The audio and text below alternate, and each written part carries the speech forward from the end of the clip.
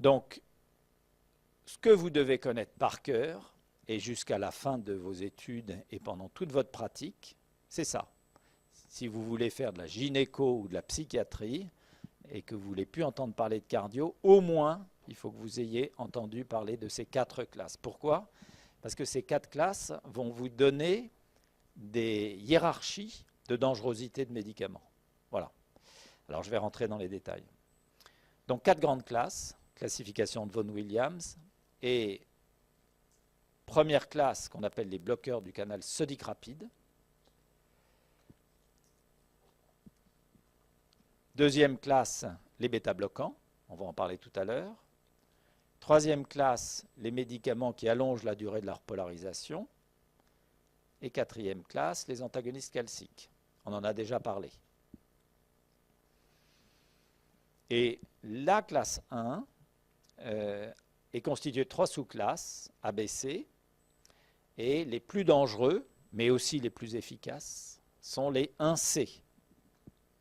Puis à moindre degré les 1A, puis à moindre degré les 1B. Et c'est pour ça qu'on vous l'exprime comme ça. L'intensité du blocage sodique est croissante, B vers A vers C. Ne me demandez pas pourquoi, c'est dans cet ordre-là et pourquoi. C'est vraiment des notions historiques. C'est-à-dire qu'on découvre une série de molécules, puis on en couvre une deuxième, puis une troisième, et puis on les classe les unes par rapport aux autres, mais on ne va pas changer les nomenclatures. Donc retenez bien, déjà, dès à maintenant, bloqueur de NA, dont avec hétérogénéité, et certains sont plus dangereux que d'autres. Comme chaque fois que vous apprenez quelque chose, vous êtes ravi de savoir que vous l'avez déjà appris. Classe 2, vous l'avez déjà apprise, en ED au moins, et puis bientôt avec le cours de tout à l'heure. Et puis classe 4, les antagonistes calciques, et vous verrez, ça va être essentiellement verapamil, diltiazem. Et puis classe 3, une série de molécules assez différentes les unes des autres, dont vous n'avez jamais entendu parler encore, qui est extrêmement utilisée et qui est représentée essentiellement par l'amiodarone. Alors, ce petit tableau-là va se compléter au fur et à mesure, et on les classe d'abord par effet cellulaire, avec ici donc ces bloqueurs du canal sodique. Canal sodique, vous allez voir, donc bloc d'un canal sodique rapide et donc diminution de la vitesse de conduction dans les cellules à réponse rapide, bien entendu, qui sont les cellules du faisceau de His-Purkinje, mais pareil aussi dans les myocytes cardiaques. Alors regardons les potentiels d'action, et je vais partir de ce petit schéma-là, que vous avez déjà vu avec les antagonistes calciques, aussi avec les bêta-bloquants, et puis on va le spécifier ou l'orienter, si vous voulez, pour chacun des antiarythmiques. Donc là, on est avec la classe 1, ce sont des bloqueurs de canal sodique rapide, ils interviennent sur des cellules à réponse rapide, on en a 2 types, un qui est par définition du rapide, c'est His-Purkinje, c'est-à-dire que c'est un faisceau de transmission de l'influx extrêmement rapide pour que la contraction du ventricule soit homogène. Vous imaginez que si elle était hétérogène et qu'il y a un décalage, eh bien, ça ne sera pas efficace. Et puis, ça comporte les myocytes, c'est-à-dire que tout le tissu musculaire ici, de myocytes, est concerné. Et globalement, pour vous, égale potentiel quadrangulaire. C'est exactement ce que je vais vous raconter pour les antagonistes calciques. En vous disant, ils n'interviennent pas sur des potentiels quadrangulaires, mais sur des potentiels triangulaires qu'on verra tout à l'heure. Donc 2 potentiels à vous mettre dans la tête qui se ressemblent énormément. Hein. Quadrangulaire, vous voyez que ce n'est pas tout à fait un carré, hein, mais enfin c'est bon. Ici pour le faisceau de His et ici pour le myocyte cardiaque. Donc j'appelle vos souvenirs d'électrophysiologie. Cette phase 0 qu'on appelle la phase de dépolarisation rapide, ça c'est du sodium. Une petite entrée, une petite sortie de potassium pour la repolarisation. Et puis là, théoriquement, vous avez en phase 3 une sortie de potassium qui va compléter celle-là. Simplement, au lieu de revenir très rapidement comme ça, vous voyez qu'elle passe par un plateau. Ce qui veut dire que 2 effets s'annulent.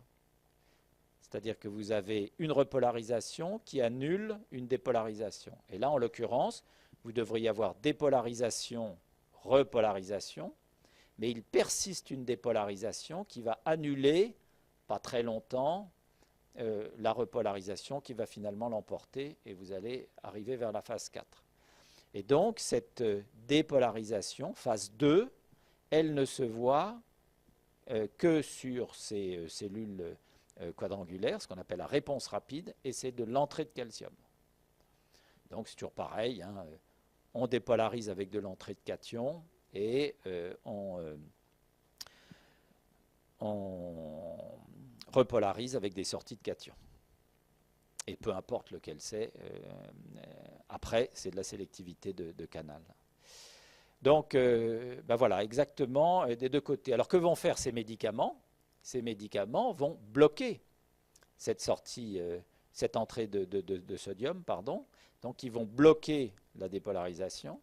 En bloquant la dépolarisation, ils vont ralentir. Alors, il faut quand même toujours voir que ça n'est pas un seul tissu qui est homogène, c'est quantité de cellules qui vont se dépolariser à des vitesses relativement synchronisées.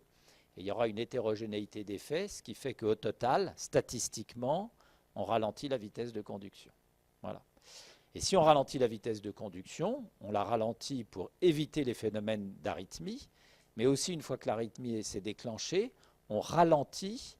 Imaginez que vous ayez une tachycardie ventriculaire et qu'elle tout d'un coup, elle se mette à battre à 140 par minute, inefficacité totale du myocarde pour se remplir et donc chute du débit cardiaque, voire mort subite.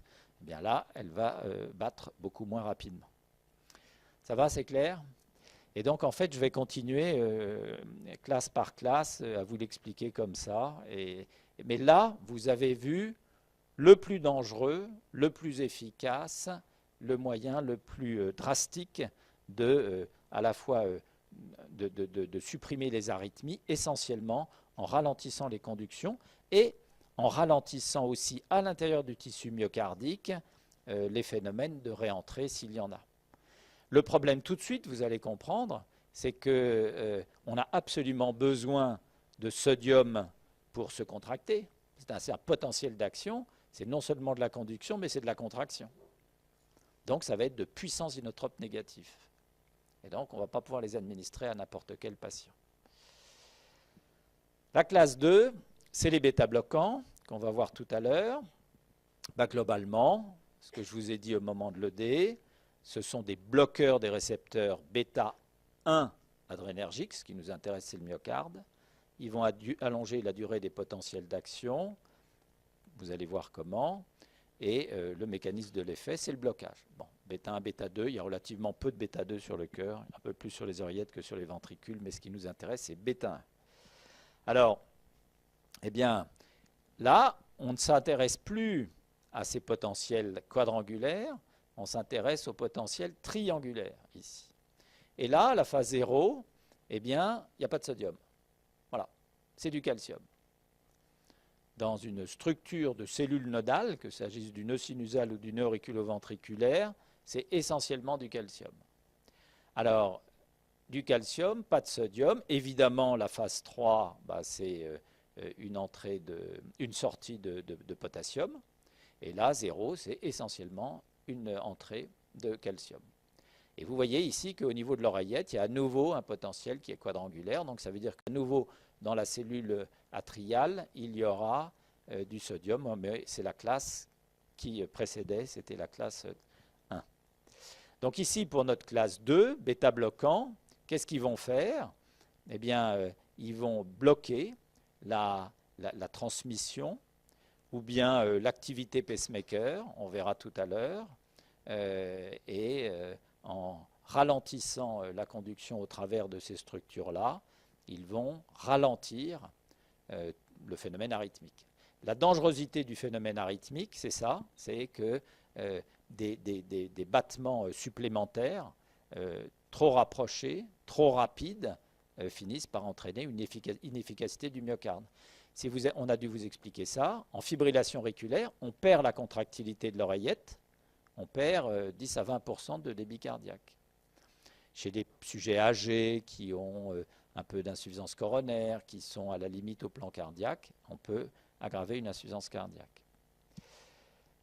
Donc voilà pour les bêta-bloquants. Et donc là, du coup, on est passé de la cellule à réponse rapide. Je vous ai mis un code couleur qui est, mais je ne sais pas si on les voit si bien ici, oui, qui est marron, à un autre code couleur, ici avec les bêta-bloquants. On est dans les cellules à réponse lente, c'est-à-dire pas de canal sodique.